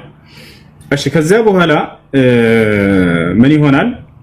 ሰዎች ይመጡና ነብዩ ሰለላሁ ዐለይሂ ወሰለም ሲጠይቋቸው አንተ ኸሊሉላህ ይሏቸዋል። አንተ አላህ የቅርብ ወዳጅ አድርጎ የያዘህ ነህ። ወኻተሙል አንቢያ፣ የነቢያትም ሁሉ መደምደሚያና መጨረሻ አድርጎሃል። እሽፋዕ ለና ኢላ ረቢክ ወደ ጌታ ሂድና ማልደን ይሏቸዋል። አላ ተራ ማ ነሕኑ ፊህ ያለንበትን ጭንቅ አታይም? አላ ተራ ማ ቀድ በለገና የደረሰብንን መከራ አታይም ይሏቸዋል። ከዚያ ነቢ ሰለላሁ ዐለይሂ ወሰለም ምን አሉ? ፈአቁል እኔ ምላለሁኝ አነ ለሃ እኔ ለዚች ምልጃ አለሁኝ አብሽሩ፣ እኔ ለዚች ምልጃ አለሁኝ አብሽሩ፣ እኔ ለዚች ምልጃ አለሁኝ አብሽሩ ይላሉ 3 ጊዜ። ይህን ምልጃ ለአማኙም ለካሃዲም ነው የሚያደርጉት ነቢ ሰለላሁ ዐለይሂ ወሰለም። ምልጃውን ፍርድ እንዲጀምር ነው ከአምላክ ከአላህ ሱብሓነሁ ወተዓላ ዘንድ። ثم انطلق آتي الى تحت العرش واقع ساجدا لربي አሉ። ከዚያም ይሄዳለሁኝ አሉ። ማንም ያልደፈረውን ቦታ እርሳቸው ይሄዳሉ። አንዲት የዛን አንዲት እርምጃ የሚራመድ የለም ያለ አምላክ አላህ ሱብሓነሁ ወተዓላ ትእዛዝ። ነቢ ሰለላሁ ዐለይሂ ወሰለም ይሄን ነገር ሲመጣላቸው ጊዜ ምልጃ አድርጉልን ሲሏቸው ጊዜ ፈአንጠሊቁ ኢላ ተሕት አልዓርሽ ወአቅዑ ሳጅደን ሊረቢ ወደ ዓርሽ ስር ሄድና ለጌታዬ ለአምላኬ ለአላህ ስጁድ ወርዳለሁኝ አሉ። ተመልከቱ ስርዓታቸው። ሄደው ጌታዬ እባክህ አማልድላችሁ አይደለም የሚሉት፣ መጀመሪያ ሄደው ለእርሱ ስጁድ ይወድቃሉ። ወአቅዑ ሳጅደን ሊረቢ ለጌታዬ ሰጋጅ ሁኜ ወድቃለሁ በግንባሬ አሉ። ፈየፍተሑ ላሁ ዐለየ ሚን መሐሚዲሂ ማ ለም የፍተሑ ዐለየ ሚን ቀብል አሉ። ከዚህ በፊት ያላሳወቀኝን የውዳሴና የምስጋና ቃላትንም የዛኔ ይከፍትልኛል ያሳውቀኛል አሉ። ፈአሕመድሁ ወኡስኒ ዐለይሂ አሉ። እኔም ለረጅም ሰዓት አመሰግነዋለሁኝ አወድሰዋለሁኝ አሉ። ከዚያም በኋላ መልጃን እጠይቀዋለሁኝ ፍርድን እንድጀምር ለምነዋለሁኝ አሉ። ፈየቁል ከዚያም እንዲህ ይለኛል አሉ። ያ ሙሐመድ ሙሐመድ ሆይ እርፈዕ ረእሰክ ራስህን አንሳ ከስጁድ በቃ። ወሰል ቱዕጣ የፈለግከውን ጠይቅ ትሰጣለህ። ወሽፈዕ ቱሸፋዕ አማልድ ከእኔ ፊት መልጃህም ተቀባይ ነው ይላቸዋል። አማልድ መልጃህ ተቀባይ ነው ይላቸዋል። ነቢ ሰለላሁ ዐለይሂ ወሰለም 3 ትእዛዝ ይሰማሉ። አንደኛ ራስህን አንሳ፣ ራሳቸውን ያነሳሉ። ሁለተኛ የምትፈልገውን ጠይቀኝ ዛሬ ልስጥህ ይላቸዋል። ነቢ ሰለላሁ ዐለይሂ ወሰለም ምን አሉ? ፈአቁሉ ያ ረቢ ኡመቲ ኡመቲ ኡመቲ 3 ጊዜ ብል ይላሉ። አምላኬ አላህ ሆይ የምትፈልገውን ጠይቅ ብለኸኛል፣ እኔስ የምጠይቀህ ስለ ትውልዶቼ ነው ይላሉ። ይህ ነው እውነተኛ ፍቅር። ትክክለኛ ፍቅር በደስታህ ጊዜ ከጎንህ የቆመ ሰው አይደለም። በጭንቅህና በመከራህ ጊዜ ከጎንህ የቆመ ሰው ነው። የጭንቅም ሁሉ ጭንቅ የትንሣኤው ጭንቅ ነው። ከዚያ በላይ ጭንቅ የለም። ይታችኋል። የዛን ጊዜ ስለምትፈልገውን ጠይቅ ሲባሉ ጊዜ ጌታዬ ሆይ ስለ ትውልዶቼ ነው የምጠይቅህ ብለው ይጠይቁታል። ኡመቲ ኡመቲ ኡመቲ ይሉታል 3 ጊዜ። ሙሐመድ ሆይ ይላቸዋል አላህ ሱብሓነሁ ወተዓላ አድኺል ሚን ኡመቲከ 70,000 ቢገይሪ ሒሳብን ወላ ዒቃብ ኢለል ጀና ይላቸዋል። ሙሐመድ ሆይ ከትውልድህ ጀነት እነዚህን አስገባ ብሎ ያዛቸዋል። ፈአኹዙኩም ወኡድኺልኩም አልጀና ብለው ቃል በቃል በሌላ ሐዲስ ላይ ይናገራሉ። እኔም የዛኔ ከዚያ በኋላ የያዝኩኝ ወደ ጀነት አስገባቸዋለሁኝ አሉ። ወደ ጀነት ማስገባታቸው የአምላክነት መገለጫ ነው ወይ? አይደለም፣ በፍጹም። በአምላክ ትእዛዝ ነው ይሄን የሚያደርጉት። አንድ ነብይ በአምላክ ትእዛዝ እኔ ወደ ገነት እናስገባቸዋለሁ ብሎ ቢናገር የአምላክነት መገለጫ አይደለም። አምላክ ስልጣን ከሰጣቸው ለነብያቶች የትኛውንም ድርጊት ቢያደርጉ አምላክን በስልጣኑ ተጋርተውታል ማለት አይደለም። ያን ሰጥቷቸው ነው የሚያደርጉት። ነቢያችን ሰለላሁ ዐለይሂ ወሰለም ከዚያ በኋላ ምን ይላሉ? ኢሳና ኢየሱስ አንድ ናቸው። አንድ ናቸው። እሺ፣ ከዚያ በኋላ ወሽፈዕ ቱሸፈዕ ተብለዋል። አማልድ መልጃህ ተቀባይ ነው ይላቸዋል። ከዚያም በኋላ አምላክ ያላህ ሆይ ለፍጥረት ሁሉ ፍርድ እንጀምርላቸው ይላሉ። የዛኔ ይጀመራል። ከዚያ በፊት ግን ትውልድ ሁሉ መጥቶ ያመሰግናቸዋል። አማኝም ከሃዲውም። አላህ ይሄን በቁርአን ላይ ቃል ገብቷል። ሱረቱል ኢስራእ ላይ ወሚነል ለይሊ ፈተሐጀድ ቢሂ ናፊለተን ለክ ዐሳ አን የብዐሰከ ረቡከ መቃመን መሕሙዳ ይላል። አንተ የምትመሰገንበትንም ስፍራ ላስነሳህ ቃል ገብቼልሃለሁ ብሏቸዋል። ፈየሕመዱሁ አልኸላኢቅ የውመል ቂያማ ለዑለሞች ፍጥረት ሁሉ የትንሣኤ ቀን ያመሰግናቸዋል። አማኝም ከሃዲውም ሁሉ። ለምን? ከዛ ከጭንቅና ከመከራ ማንም ነቢይ መጥቶ አማልዶ ያልገለገላቸውን እርሳቸው ስለሚገላግሏቸው ፍርድን ስለሚያስጀምሩላቸው ወረበል ከዕባ በጌታ በአላህ ስም እላለሁኝ አማኝም ከሃዲውም ቆሞ ነው የሚያመሰግናቸው። የዛኔ ሙሐመድ የተባሉትን በከንቱ አይደለም ስማቸው። ሙሐመድ ማለት ምስጉኑ ማለት ነው። ፍጥረት ሁሉ ስለሚያመሰግናቸው የትንሣኤ ቀን። ይህ የመጀመሪያው ትልቁ ምልጃ ነው። ስለዚህ በዚህ ምልጃ ላይ ሁሉም ነቢያት እንደማይችሉና ነቢ ሰለላሁ ዐለይሂ ወሰለም እንደሆኑ የሚያማልዱት ይናገራሉ፣ እርሳቸው ያማልዳሉ። ሁለተኛው የምልጃ አይነት ምንድነው? የትንሣኤ ቀን የሚካሄደው ሸፋዓቱሁ ሰለላሁ ዐለይሂ ወሰለም ሊአህሊል ጀና ነቢዩ ሙሐመድ ሰለላሁ ዐለይሂ ወሰለም ለጀነት ሰዎች የሚያደርጉት ምልጃ ምንድነው? እሱም ከፍርዱ ቀን በኋላ ሰዎች እንደየስራቸው እንደ እምነታቸው ከሃዲያኖች ወደ ገሃነም አማኞች ወደ ገነት እንዲገቡ ከተወሰነ በኋላ ሰው ዝም ብሎ ሄዶ ገነት ዘው ብሎ የሚገባበት ዓለም አይደለም። ይፈቻል አይደል? ዘው ብሎ የሚገባበት አይደለም።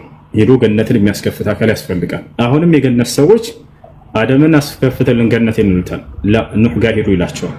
ኑህም ልክ እንዲሁ ይጠይቃል፣ ወደ አብርሃም ጋር ሄዱ ይላቸዋል። አብርሃም ይጠይቃል፣ ወደ ሙሴ ጋር ሄዱ ይላቸዋል። ሙሴ ከዚያ ወደ ዒሳ ጋር ሄዱ ይባላል። ዒሳ ሲጠየቅ ወደ ሙሐመድ ጋር ሄዱ ይላል። አሁንም የገነትን በር እርሳቸው ናቸው የሚያስከፍቱት። ነቢ ሰለላሁ ዐለይሂ ወሰለም ሐዲስ ላይ ቃል በቃል ሙስሊም ላይ በተዘገበ ሐዲስ ላይ ምን አሉ? አቲ ኢላ ባቢል ጀነቲ የውመል ቂያመቲ ፈአስተፍቲሕ ፈየቁሉ አልኻዚን መን አንት ፈአቁሉ አነ ሙሐመድ ፈየቁል ኡሚርቱ አላ አፍተሐ ሊአሐድን ቀብለከ ያ ሙሐመድ ثم يفتح لي فأكون أول من يدخلها። የትንሣኤ ቀን ወደ ገነት በር ሄዳለሁ አሉ ነቢ ሰለላሁ ዐለይሂ ወሰለም። ወደ ገነት በር ሄዳለሁ ፈአስተፍቲሕ አሉ ቃል በቃል እኔም የገነትን በር አስከፍታታለሁኝ አሉ። ገነት ያለ ነብዩ መሐመድ ሰለላሁ ዐለይሂ ወሰለም አትከፈትም። ይሄን የሚመሰክረው ማን ነው ከተባለ ራሱ መሲሁ ነው። የትንሣኤ ቀን ገነትን አስከፍትልን በሚባል ጊዜ ሙሐመድ ነው የሚያስከፍትላችሁ ሂዱ ብሎ ሰዎችን ወደ እርሳቸው ይጠቁማቸዋል። ከዚያ በኋላ ነብዩ ሰለላሁ ዐለይሂ ወሰለም ወደ ገነት በር ሄዱና ያስከፍታሉ። ጠባቂ መልአክ አለው ገነት፣ ዝም ብሎ አይደለም። ያ መልአክ ምን ይላል? መን አንት ይላል። ማነህ አንተ ብሎ ይጠይቃል። ፈአቁል አነ ሙሐመድ እኔ ሙሐመድ ነኝ ይለዋለሁኝ። መልአኩም ምን ይላል? ኡምርቱ አላ አፍተሐ ሊአሐድን ቀብለከ ያ ሙሐመድ፣ ሙሐመድ ሆይ ከአንተ በፊት ለአንድም ለሌላ እንዳልከፍት ታዝዤ አንተን እየጠበቅኩ ነው ብሎ ይናገራቸዋል። ገነት ከተፈጠረችበት ጊዜ አንስቶ ይህ መልአክ እርሳቸውን እየጠበቀ ይገኛል። እስካሁን ሙሐመድ መጥቶ እስኪያስከፍትህ ድረስ ለማንም እንዳትከፍት ተብሎ ታዘው እየጠበቀ ይገኛል። ከዚያ ነብዩ ሰለላሁ ዐለይሂ ወሰለም የመጀመሪያ ገነት ገቢዎቹ እርሳቸው እንደሆኑ ተናገሩ። አነ አወሉ መን የድኹሉል ጀነ ወልቂያማ አሉ። የትንሣኤ ቀን መጀመሪያ ወደ ገነት የምገባው እኔ ነኝ አሉ። ከዚያስ ተከትሎ ማን ነው የሚገባው? የእርሳቸው ትውልድ ነው። ሐዲስ ላይ ነብዩ ሰለላሁ ዐለይሂ ወሰለም ሲናገሩ ብላሉ ነሕኑ አልአኺሩነ አሳቢቁን አሉ። እኛ ኋለኞቹና ፊተኞቹ ነን አሉ። ኋለኞቹና ፊተኞቹ ነን። እታችሁ ከሆነ መጽሐፍ ቅዱስ ላይ ኢየሱስ ክርስቶስ ወደ ገነት የሚገቡ ሰዎችን ከተናገረ በኋላ ነገር ግን ኋለኞች ፊተኞች ይሆናሉ ብሎ ተናግሯል። ነብዩ ሰለላሁ ዐለይሂ ወሰለም ይሄን መጽሐፍ ቅዱስ አላነበቡት፣ ግን ቃል በቃል ብናሉ እኛ ነን ኋለኞቹና ፊተኞቹ አሉ። ምን ማለት ነው ኋለኞቹና ፊተኞቹ ማለት? ከትውልድ ሁሉ ኋላ የመጡት ነብዩ ሰለላሁ ዐለይሂ ወሰለምና ትውልዶቻቸው ናቸው። ከኛ በፊት ነብያትና ትውልዶቻቸው አልፈዋል። ኋለኛ ማለት ከትውልድ ኋላ ስለመጡ ነው። ፊተኞቹ ማለት ደግሞ የትንሣኤ ቀን ከፊት ከትውልድ ሁሉ ፊት ገነት የሚገቡት እርሳቸውና ትውልዳቸው ስለሆኑ ነው። በሌላ ሐዲስ ላይ ራሳቸው ተናግረውታል። ነሕኑ አልአኺሩን አሳቢቁን እኛ ኋለኞቹና ፊተኞቹ ነን ብለው ተናገሩ። ይሄን ይመስላል። ይሄ ሁለተኛ የመልጃ አይነት ነው። የገነት ሰዎች ገነት ተከፍቶላቸው እንዲገቡ የሚደረገው በነብዩ ሰለላሁ ዐለይሂ ወሰለም ነው። ሶስተኛው የመልጃ አይነት የነብዩ ሰለላሁ ዐለይሂ ወሰለም ብቻ መልጃ የሆነው ለአጎታቸው ለአቡ ጣሊብ የሚያደርጉት መልጃ ነው። አጎታቸው አቡ ጣሊብ ለእርሱ መልጃ ያደርጉለታል። ከሃዲያኖች ከገሃነም እንዲወጡ ወደ ገነት እንዲገቡ ለማድረግ ይሄን መልጃ ለማንም አልሰጠም አምላክ አላህ ሱብሓነሁ ወተዓላ። ገዛቻለረ ከሃዲያኖች ከገሃነም እንዲወጡ ወደ ገነት እንዲገቡ መልጃ ማድረግ አይቻልም፣ የላቸውም። አላህ ይህን ቃል በቃል በቁርአን ላይ ተናግሯል። ፈማ ተንፈዑሁም ሸፋዓቱ ሻፊዒን ይላል። የአማላጆች መልጃ ፍጹም አይጠቅማቸውም፣ አይፈቀድም ለከሃዲያን ማለት። ነገር ግን እዛው ገሃነም ሆኖ በዚያው ላይ ሳለ ቅጣቱ እንዲቀነስለት ለማድረግ አላህ ሱብሓነሁ ወተዓላ ይህን ለነብዩ ሰለላሁ ዐለይሂ ወሰለም ብቻ ሰጥቷቸዋል። ማን? አጎታቸው አቡ ጣሊብ። ምክንያቱ ምንድን ነው ከተባለ አምላክ ነቢዩ ሙሐመድ ሰለላሁ ዐለይሂ ወሰለም ነብይ አድርጎ ባስነሳበት ጊዜ በእርሳቸው ላይ የመካ ከሃዲያኖች በርካታ ጥቃትን ሊያደርሱባቸው ሲሉ ከፊታቸው ቆሞ ሲከላከልላቸው የነበረ ሰው ስለሆነ ነው። አምላክ አላህ ሱብሓነሁ ወተዓላ መልካም የሰራን በመልካም ይከሰዋልና ይህ ሰው ሲከላከልላቸው በነበረበት ምክንያት እዛው ጀሃነም ውስጥ ሆኖ ቅጣቱ እንዲቀነስለት ለነብዩ ሰለላሁ ዐለይሂ ወሰለም የመልጃ ስርዓትን ሰጥቷቸዋል። ከታቻል ሸፋዓቱ ሰለላሁ ዐለይሂ ወሰለም ሊዐሚ አቡ ጣሊብ። ይሄ ሶስቱ የመልጃ አይነት ነው። ሌሎቹ የመልጃ አይነቶች ማን ማን ያማልዳሉ ከተባለ የዛኔ የትንሣኤ ቀን ሁሉም ነብያት ለየትውልዱ ያማልዳል። ወልአንቢያ የሽፈዑን የውመል ቂያማ አሉ ነብዩ ሰለላሁ ዐለይሂ ወሰለም። ነብያት የትንሣኤ ቀን ያማልዳሉ።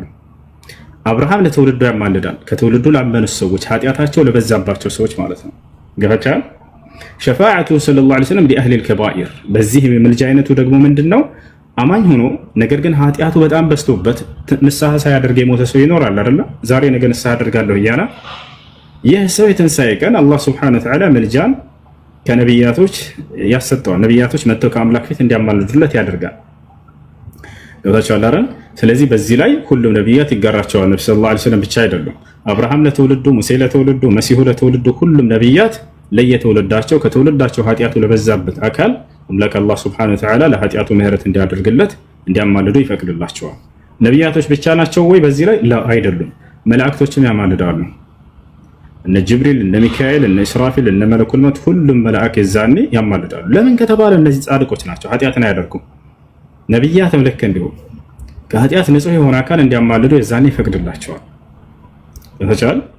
ስለዚህ መላእክቶችም የዛኔ ለአማኞች እንዲያማልዱ ያደርጋቸዋል አላህ ሱብሓነሁ ወተዓላ። ሌላስ ከተባለ አማኞች ለአማኞች አማኝ የሆነ ሰው ወደ ገነት እንዲገባ የተፈቀደለት ሁሉ ስለ ጓደኛውና በጊዜው ስለነበረው አብሮት የአምላክን ትእዛዝ ሲፈጽም ለነበረ አካል እንዲያማልዱ ይፈቅድላቸዋል። ከነዚያ መካከል ማርያም ታማልዳለች ወይ? አዎ ታማልዳለች። ማርያም ጻድቅ ነበረች። አላህ ቃል በቃል በቁርአን ላይ ጻድቅ ነች ብሏታል።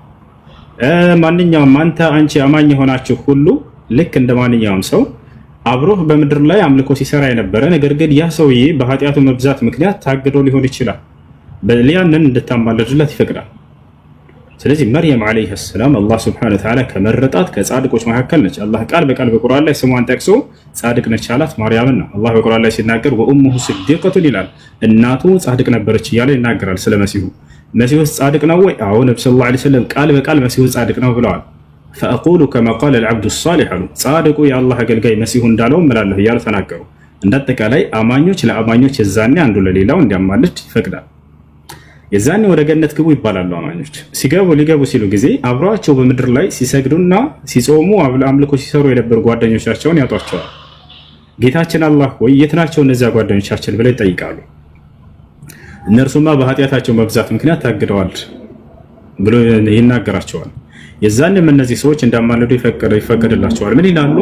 ያ ረበና ካነ ዩሰሊ መዐና ወየሑጅ መዐና ወየዕተሚር መዐና፣ ጌታችን አላህ ወይ ይህ ሰው እኮ ከእኛ ጋር በምድር ላይ አብሮን ይሰግድ ነበር፣ ይጸልይ ነበር፣ አምልኮ ሲሰራ ነበር። እባክህ ኃጢአቱን ምህረት አድርግለትና ወደ ገነት አስገባው ብለው ያማልዳሉ። ከዚያ ይዛቸዋቸው ነው ሂዱ ግቡ ይላቸዋል። አላህ ሱብሓነሁ ወተዓላ እነዚህን አማኞች እንዲያማልዱ ይፈቅድላቸዋል። ሌላው ማንም የሚያማልደው የመጨረሻ አሱቢያን ህፃናት ልጆች ለወላጆቻቸው ያማልዳሉ። በእስልምና ህፃን ልጁን ያጣ ሰው የሚካሰው ትልቁ መካስ ይሄ ነው። ገብታችኋል? ብዙ ጊዜ ሰዎች ህፃን ልጆቻቸው ሲሞቱባቸው ያዝናሉ አይደለም? ነገር ግን አላህ በመንከሳቸው ነገ የትንሣኤ ቀን እነዚህ ህፃናት ልጆች ወንጀል የለባቸውም። ህፃናት ልጆች ወንጀል የለባቸውም። ወሱቢያን ይሽፈዑን አሉ ነብዩ ሰለላሁ ዐለይሂ ወሰለም። የትንሣኤ ቀን ህፃናት ልጆች ወደ ገነት ነው ግቡ የሚባሉት ያለምንም ቅጣት። ገብታችኋል? ሐዲስ ላይ ሲናገሩ አጥፋሉል ሙስሊሚነ ፊል ጀነ፣ ሙስሊም ህፃናት ልጆች የገነት ናቸው ብለው ተናገሩ። ወደ ገነት ሲገቡ ጊዜ የጅሊሱነ ዐላ ባቢል ጀነ አሉ ነብዩ ሰለላሁ ዐለይሂ ወሰለም፣ በገነት በር ላይ ይቀመጣሉ። አላህ እያወቀ ይጠይቃቸዋል። ሊማዛ ላ ተድኹሉን፣ ለምን አትገቡም ሲላቸው ፈየቁሉን ያ ረበና ላ ነድኹሉ ሐታ የድኹለ መዐና አባኡና ወኡመሃቱና፣ ጌታችን አላህ ሆይ ከእኛ ጋር አባት እናቶቻችን እስካልገቡ ድረስ አንገባም ይላሉ። አላህ ሱብሓነሁ ወተዓላ ሚዛኔ ይዛቸዋቸው ነው ሂዱ ወላጃቸውን ብሎ ይፈቅድላቸዋል። በኃጢአታቸው ምክንያት እነዚያ ታግደው ከሆነ በስቶባቸው ከሆነ ማለት ነው። ከዚያም ለወላጆቻቸው እንዲያማልዱ ይፈቅድላቸዋል ማለት ነው። እነዚህ ናቸው የመልጃ ስርዓቶች።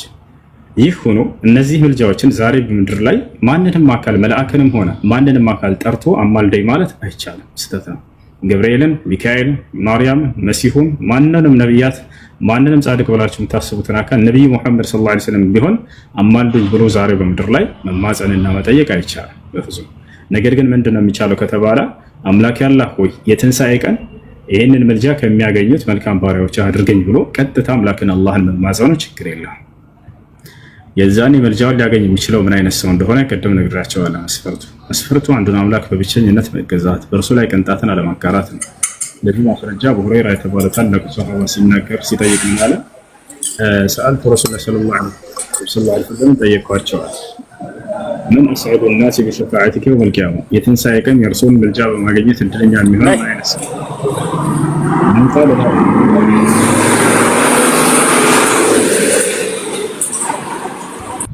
እሺ ይህ ነው ጥያቄ ያለው። ቀጥታ ሰላም አለይኩም ወራህመቱላሂ ወበረካቱ። አለይኩም ሰላም። የኔ ጥያቄ ማለት ነው ፈትዋ ነው።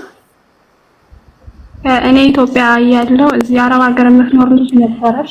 በአካል ማንተዋወቅ የአንድ ሀገር ልጆችም አይደለንም፣ ግን የተገናኘ ነው በስብሰባ ነበር፣ እርዳታ ስብሰባ ላይ እና እኔ ወደ አረብ ሀገር መምጣት ፈልጌ እሷ ደግሞ ወደ ኢትዮጵያ ልትገባ ሰዎቿ እንድትሄድ አልፈቀዱላትም። ወይም ሰው ተክተሽልን ሂጅ ይሏት ነበርና እሷ የምታውቃቸውን ሰዎች ማምጣት አትፈልግም። ለምን ሰዎቹ ኃይለኛ ነበሩ እና እኔ እንደምመጣ ወደዚህ ሀገር ነግራት ነበረ። ሰው ነው ያገናኘን። አይ የኔ ሰዎች አሪፍ ናቸው፣ እኔ ተመልሼ እመጣለሁ። እነሱም ተመልሳ እንድትመጣ ነው ፍቃድ ሰጥተዋት የሄደችው እና እስከ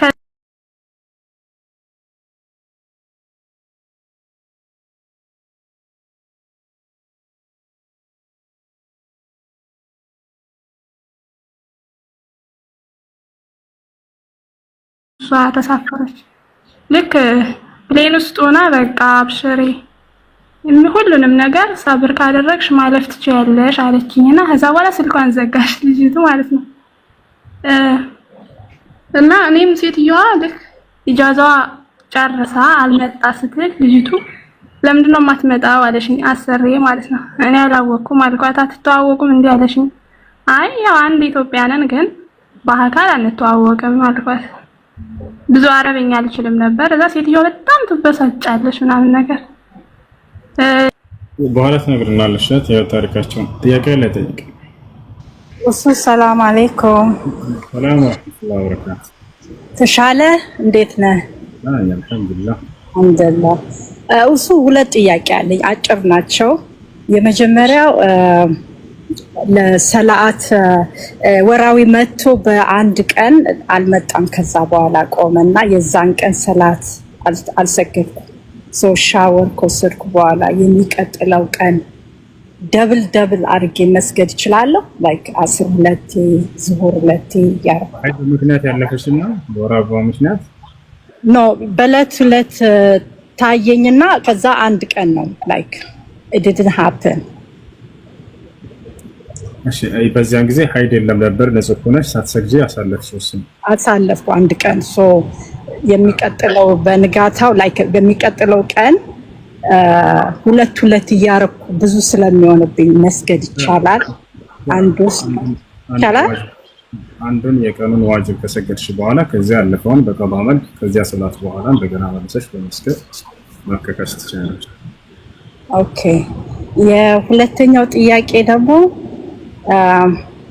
ጀነባ ሲደረግ በውሃ ብቻ ማድረግ ይቻላል? አንዳንድ ሹሩባ ምናምን ተሰርቼ ስለምናል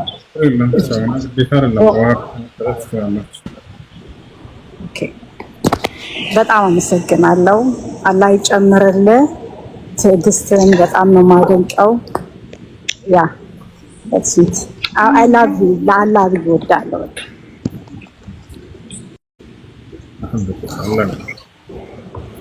ሁሱ አሁን ከተናገርከው ላይ ግር ያለኝ ነገር ልጠይቅህ አንድ ጊዜ።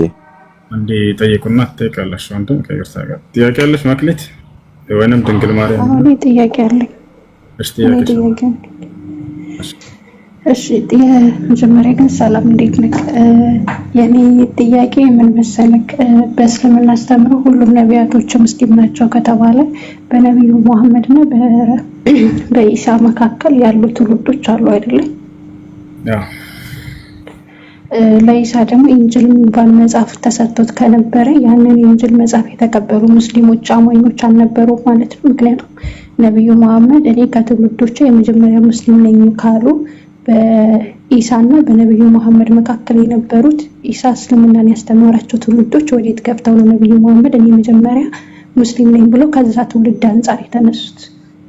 ከትውልዳቸው አንጻር ነው እርሳቸው ከተነሱ አይኑ ከትውልዳቸው አንጻር እንደሆነ ግን ነቢይ ኢሳ የተሰጠው ኢንጅል መጽሐፍ ሙስሊሞች አልተቀበሉትም፣ ወይም ደግሞ ኢሳ እስልምናን ያስተማራቸው ትውልዶች አልነበሩ አለ። ግን ይሄ ቁርአን ከወረደላቸው ጊዜ አንስቶ የመጀመሪያው የራእዩ ተቀባይ ማን ነው? እርሳቸው ናቸው አይደል? ከዚህ አንፃር ነው እንጂ ከበፊቱ ከእርሳቸው በፊት የነበሩ አማኞች ሙስሊሞች ነበሩ። በማን መንገድ ላይ? በመሲሁና በኢሳ መንገድ ላይ። ማን ነው? በሙሴ መንገድ ላይ የነበሩ። ለዚህም ነው ነብዩ ሰለላሁ ዐለይሂ ወሰለም የሚገርምሽ አናግሯቸው ነበር። የነጅራን ክርስቲያኖች፣ ነጅራን የምትባል ሀገር አለች በየመንና በሳዑዲ መካከል ያለች። እዛች ላይ የመሲሁ ተከታዮች ነው ነበሩ። እነዚህ ሰዎች ነብዩ ሰለላሁ ዐለይሂ ወሰለም ጋር መጥተው ሊወያዩቸው ሲጠይቋቸው ሙስሊም ሆኑ ሲሏቸው እኛ ከአንተ በፊት ሙስሊሞች ነበረን አሉ። ከፈለግሽ ላሳይሽ እችላለሁ። ግን እነዚህ ሰዎች ሙስሊሞች ነን ብለው ቃል በቃል ይናገራሉ። ኩና ሙስሊሚን ቀብለክ ከአንተ በፊት ሙስሊም ነበር አሉ። ነገር ግን ነብዩ ሰለላሁ ዐለይሂ ወሰለም ስህተታቸውን አስረዷቸው። ሙስሊም ሊያደርጋቸው የማይችለውን አንቱም ተቁሉነ አነላህ ሳሊሱ ሰላሳ አሏቸው። እናንተ እኮ ስላሴ ብላችሁ ታምናላችሁ፣ ይህ ደግሞ ስህተት ነው፣ ከሙስሊምነት ያስወጣቸዋል ብለው አስረዷቸው ያላቸውን ስህተቶች እንደገና እና ሙስሊሞች ነን ብለው ይጠሩበት ነበር ከእርሳቸውን በፊት። ማስረጃን ከፈለግሽ አሳይሻለሁ።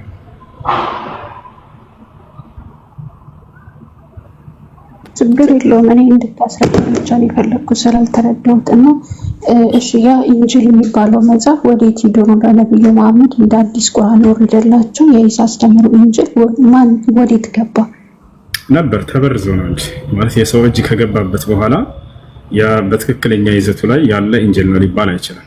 ሰዎች እንደፈለጉ ከጊዜ በኋላ እየተነሱ በራሳቸው ጨመሩበት፣ የራሳቸው ያለውን እውነታውንም ቀነሱት። ያ እና ተበርዞ ነው እንጂ እሱ ጠፍቶ ነው ማለት አይደለም። መበረዝ ማለት እውነቱ ከሐሰቱ መቀላቀል ነው አንደኛ። እንዲሁም ደግሞ ቃሉ እያለ የተሳሳተ ግንዛቤ መስጠት ማለት ነው። የተሳሳተ ግንዛቤ መተርጎም ማለት ነው። በብዙ አይነት ነው ብረዛ። አላህ በቁርአን ላይ ይናገራል። ያ አህለል ኪታብ ሊመ ተልቢሱነ አልሐቀ ቢልባጢል ይላል። ያበራረዙ ስርዓት በጣም በርካታ ነው። አንደኛ እውነትን ከሐሰት መቀላቀል፣ በውስጡ ላይ እውነትም አለ ሐሰትም አለ ማለት ነው። ይሄ መጽሐፍ እስካሁን ድረስ አለ። በነገራችን ላይ እውነትና ሐሰት በውስጡ ላይ ተቀላቅሎ ስለ አምላክ አንድነት የሚናገረው ይህ ነቢያቶች ያስተማሩት ነው ብለን እናምናለን። ምናልባት እስራኤል ሆይ የትእዛዛት ሁሉ ፊተኛይቱና መጀመሪያይቱ እስራኤል ሆይ ስማ ጌታ አምላካችን አንድ አምላክ ነው የሚለው በትክክል የነቢያቶች አስተምሮ ነበር። አላህ ይህን ቃል በቁርአን ላይ ጠቅሶታል። ሁሉም ነቢያት እንዳለ ሲያስተምሩ የትእዛዝ ሁሉ መጀመሪያውና ፊተኛው አንዱን አምላክ በብቸኝነት አምልኮ የሚለው ቃል ነው። ነቢዩላህ ዒሳ ለምሳሌ ካስተማረው በሱራ አልማኢዳ ላይ ይሄን ቃል እንዳስተማረ አላህ በቁርአን ላይ ገልጾታል። ምን ይላል? ለቀድ ከፈረ አለዚነ ቃሉ ኢነላሀ ሳሊሱ ሰላሳ ኢነላሀ ሁወል መሲሑ ብኑ መርየም ወቃለ ልመሲሕ ያ በኒ እስራኤል አዕቡዱላህ ረቢ ወረበኩም። መሲሑ መጀመሪያ ያስተማረው ለእስራኤል ሰዎች እናንተ የእስራኤል ልጆች ሆይ የእኔንም የእናንተንም ጌታ የሆነውን አንዱን አምላክ በብቸኝነት አምልኮ የሚል ትእዛዝ እንደነበር ይናገራል። ሙሴ የሚያስተማረው ይሄንን ነው። የመጀመሪያው ትእዛዝ ኢነማ ኢላሁኩም ላህ ላኢላሃ ኢላሁ ወሲዐ ኩለ ሸይን ዒልማ ለሙሴ አምላካችሁ እርሱ አንድ አምላክ አላህ ብቻ ነው፣ ከእርሱ በስተቀር ሌላ ማንም አምላክ የለም፣ እርሱ እውቀቱ ሁሉም ቦታ ያከበበ ነው እያለ ተናገረ። አብርሃምም የመጀመሪያ ያስተማረው ትምህርት ይሄ ነው። ወኢብራሂም ኢዝ ቃለ ሊቀውሚሂ ዕቡዱላህ ወተቁሁ ዛሊኩም ኸይሩን ለኩም ኢን ኩንቱም ተዕለሙን ይላል። አብርሃም ለህዝቦቹ እንዲህ ባላቸው ጊዜ አስታውስ ይላል። ምን አላቸው? መጀመሪያ ሲያስተምር ዕቡዱላህ ወተቁሁ አንዱን አምላክ አላህን በብቸኝነት ተገዙ፣ እርሱን ብቻ ፍሩት፣ የምታውቁ ብትሆኑ ይህ ለእናንተ የተሻለ ነው አላቸው ይላል። ኢልያስ ይህን ያስተማረው ወኢነ ኢልያስ ለሚነል ሙርሰሊን ኢዝ ቃለ ሊቀውሚሂ አላ ተተቁን አተድዑነ በዕለን ወተዘሩነ አሕሰነል ኻሊቂን አላህ ረበኩም ወረበ አባይኩም አልአወሊን። ኢልያስ ከመልእክተኞቼ ነው ካለ በኋላ አላህ ሱብሓነሁ ወተዓላ ማንን እንደሰበከ መጀመሪያ ሲናገር ምን አለ? አላህ ረበኩም ወረበ አባይኩም አልአወሊን አላቸው። የእኔም ማን ነው የእናንተም የቀደምት አባቶቻችሁም አምላክ እርሱ አላህ ብቻ ነው፣ እርሱን በብቸኝነት ተገዙ አላቸው። በዘመናቸው ሲጠሩት የነበረውንም ጣዖት አወገዘላቸው። አትድዑነ በዕለን በዕል የሚባልን ጣዖት ትጠራላችሁና የእናንተም የአባቶቻቸው የቅድመ አያቶቻቸው አምላክ እርሱ አንድ አላህ ብቻ ነውና እርሱን ተገዙ አላቸው። ይሄ ነው እና ስለዚህ በውስጡ ባለው መለኮታዊ ቅሪት መሰረት አድርገው እነዚያ ሰዎች አንዱን አምላክ በመገዛት ይሄዱ ነበር። በእርሱም ላይ ያጋሩ ሰዎች አሉ። ነገር ግን ይህንን መጠሪያ ሙስሊም የሚለውን ይጠቀሙት ነበር በተሳሳተ ግንዛቤ ላይ ቢሆኑ። ነብዩ ሰለላሁ ዐለይሂ ወሰለም መጥተው ያሏቸውን ስህተት እያነሱ እንዲያርሟቸው ተደረገ። አምላክን አንድም ሶስትም ማለታቸው ሌላም እንዲሁ። እሺ በዚህ ላይ ግን ያልገባኝ ነገር አለ። እሱ ምን መሰለህ? አሁን ለምሳሌ ነጃሺ ነብዩ መሐመድ ወደ ሀበሻ በተሰደዱ ጊዜ የመሲሁ ተከታይ ነበር አይደለም? የመሲሁ ተከታይ የሆነው እሱ በክርስትና እምነት ላይ ነው ወይስ እስልምና ላይ ነው? አሁን ማወቅ የምፈልገው ምንድነው በእያንዳንዱ ነቢያቶች ትውልድ የራሳቸው እስልምናን ካተረፉ እነዛ ሁሉ የእስልምና አማኞች የት ሄደው ነው ነብዩ መሐመድ እኔ ከሙስሊሞች የመጀመሪያ ነኝ ያሉት? ሌሎቹ ሙስሊሞች የት ገቡ? ማን አጠፋቸው? አሉ። ነገር ግን በቀደሙት ነቢያት መንገድ ላይ የሆኑ ናቸው እነሱ። አሁን ቁርአን ከተወረደበት አንፃር የመጀመሪያው ሙስሊም ማለት ታዛዥ ማለት ነው። የመጀመሪያው የቁርአንን ትእዛዝ ተቀብሎ የመጀመሪያ ፈጻሚው ማን ነው ከተባለ ነብዩ መሐመድ ሰለላሁ ዐለይሂ ወሰለም ናቸው። የአምላክን ትእዛዝ ይሄንን ካሁን በእኔ ላይ የወረደውን ህግና ስርዓት ከመከተል አንፃር የመጀመሪያው ታዛዥ ነኝ እያሉ ነው። እነዚያን የመጽሐፉ ሰዎች በትክክለኛ መንገድ ላይ የነበሩ የመጨረሻው ዘመን ነብይ ይመጣልናል ብለው ሲጠብቁ የነበሩ እንደነበሩ አላህ በቁርአን ላይ ይናገራል። እነዚያንም መልካሞች ብሎ ገለጻቸው። ነገር ግን መልካምነታቸው እንዲሟላ ዘንድ ከእርሳቸው በኋላ የመጨረሻ ዘመን ላይ የመጣውን ነቢይ መቀበል ነበረባቸው። ተቀብለዋል በርካቶች እና እነዚያም በቀደሙት ነቢያት መንገድ ላይ ናቸው ነበሩ። ከዚያ አንጻር ነብዩ ሰለላሁ ዐለይሂ ወሰለም ቀድመዋቸው ነበሩ። እነዛ ሰዎች በሙሳና በኢሳ መንገድ ላይ ሆነው ሙስሊሞች ነበሩ። የመጨረሻውን ነቢይ ይመጣልናል ብለው ይጠብቁ ነበር። ልክ ህጉና ስርዓቱ ሲመጣ በቁርአን ዘመን ደግሞ የመጀመሪያው ትዕዛዙን ተቀብሎ የመጀመሪያው ፈጻሚ ማን ነው ከተባለ እርሳቸው ናቸው። ከዚህ አንጻር ነው የመጀመሪያው ሙስሊም ነኝ ብለው የተናገሩበት ምክንያት ይሄ ነው። እሺ ነበር ያልከው።